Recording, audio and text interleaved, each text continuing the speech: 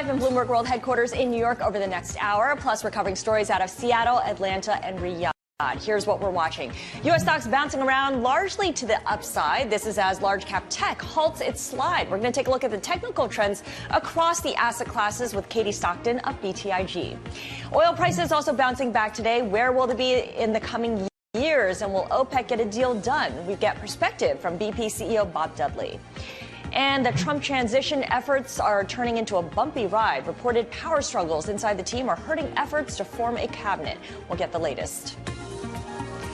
The U.S. stock market closes in about 2 hours' time. Abigail Doolittle is here with us with the latest. We talk about those FANG stocks, how they were on this big losing streak, but that seems to have taken a bit of a U-turn for now. Yeah, it really has. The FANGs are higher today, and that helps to explain why we're seeing some outperformance of the NASDAQ. We overall are seeing market. This is Bloomberg Markets. I'm Scarlet Fu. Home Depot is the biggest drag on the Dow Jones Industrial Average today, even after its profit topped analyst estimates.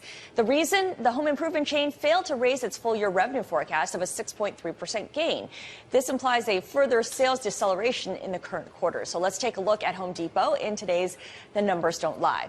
So the retailer has posted at least 20% growth in adjusted EPS over the past 6 years, pretty consistent. And you can see that this fiscal year, that pace is expected to slow down a bit, but at an estimated 15%, the yellow bar there at the end, we're still talking double digits. So the remodeling market index, that's that blue line up there, which surveys remodelers on a quarterly basis by asking how much work they're getting. Any value that's above 50, the yellow horizontal line, represents an increase for the index. Suppliers, including Whirlpool, had recently seen lower demand for big ticket categories like appliances. But Home Depot's CFO today said that he's not seeing that slowdown.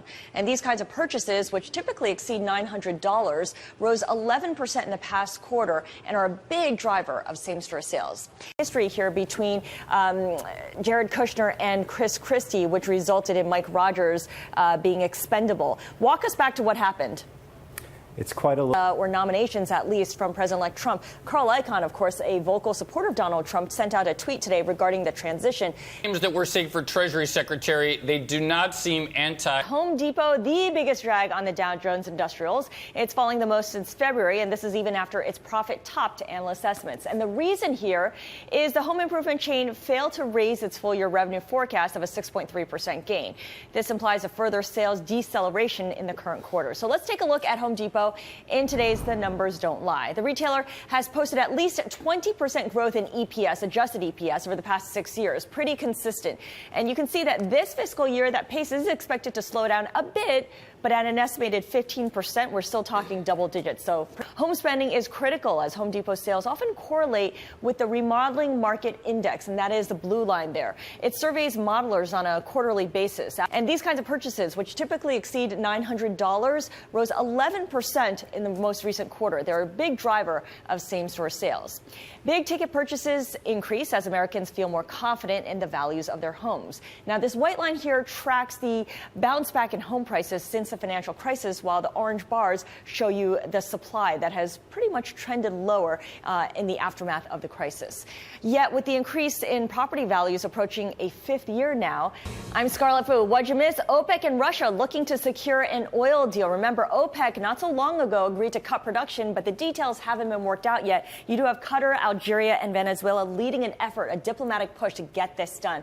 And right now, you're looking at oil prices extend their advance. In fact, throughout the day, they've been gaining a strength, and now oil prices, this is the daily percentage move, have now moved up all of its gains since that first OPEC meeting where they came out with the surprise announcement that they were going to cut production. Again, no details since then, and we've seen the gains fade over time. Pretty remarkable spike today. All right, I'm looking at the problem. Zero chance. A non-zero chance. Tiny, but not nothing. And it's also notable here as well that people were talking about one and done. I have not heard that phrase in weeks now. No, it really is a sea change about how people view the prospects for the Fed going forward. And there's been a lot of Fed speakers on the docket, too. I think something like 17 Fed officials. So we're going to learn a lot more shortly. Well, of course, some are more important than others. True. All right, the market close is next. We want to show you how the major averages are I'm Scarlet Fu. And I'm Joe Weisenthal. Welcome to our viewers who are tuning in live on Twitter. You can watch our closing bell coverage on Twitter every weekday. Coming up tomorrow, don't miss this. Fed Presidents James Bullard, Neel Kashkari, and Patrick of the EU still sound after 2 surprise votes in 2016. Should be a fascinating conversation. I'm really looking forward to getting his perspective on politics, obviously, and also what areas of the market people are sort of losing their heads and getting too excited about, where the bubbles are, stuff like that. State of the industry. Cannot wait. Chanos, Weisenthal, and Fu all coming up tomorrow starting at 4 p.m.